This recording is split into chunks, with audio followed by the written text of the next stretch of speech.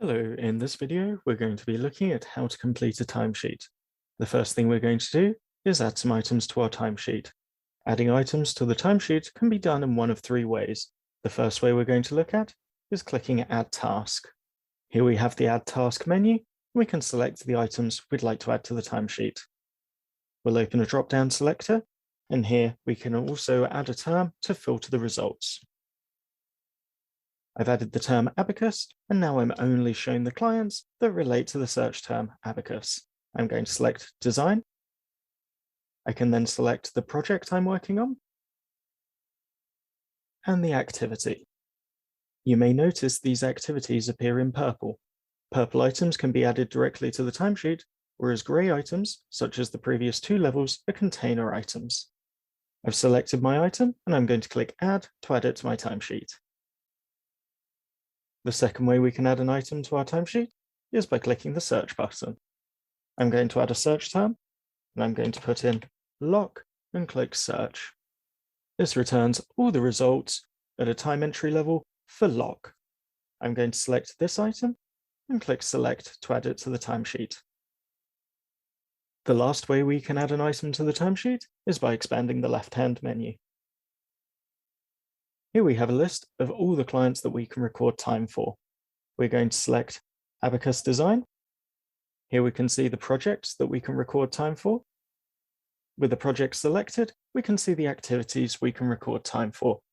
Again, you may notice these items appear in purple because they can be added to the timesheet. We're going to select an item and click Add Task.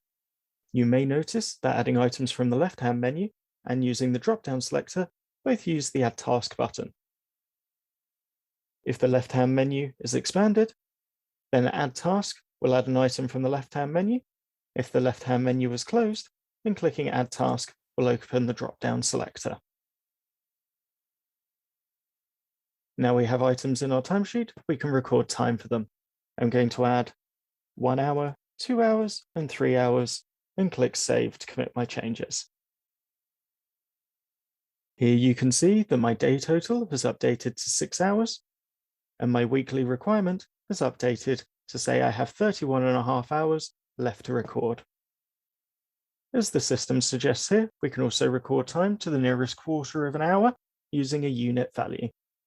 To do this, I'm going to change 1 to 1.25, that's an hour and 15 minutes, 2 to 2.5, that's 2.5 hours, and 3 to 3.75, that's 3 hours and 45 minutes.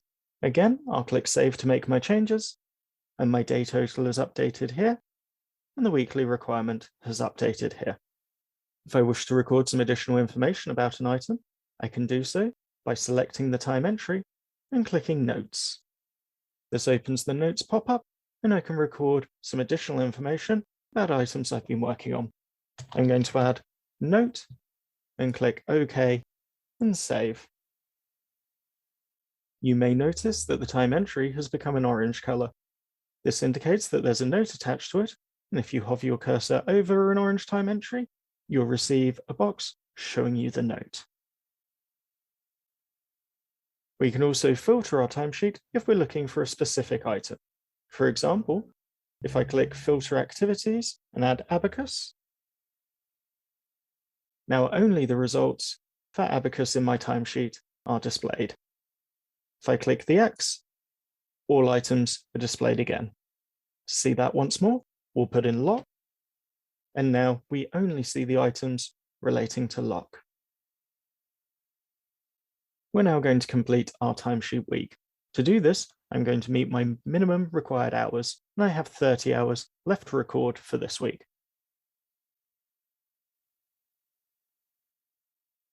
I'll click Save again to commit my changes, and you'll notice that my minimum requirement box has now turned green as I've met my minimum required hours. You may also notice that the Post button has become available. We'll come back to the Post button in just one moment. We can exceed our minimum required hours. For example, I'm going to add 2 hours to the Saturday and click Save. And you'll see my minimum requirement has updated to indicate that I am 2 hours over the minimum required 37.5 hours for this week.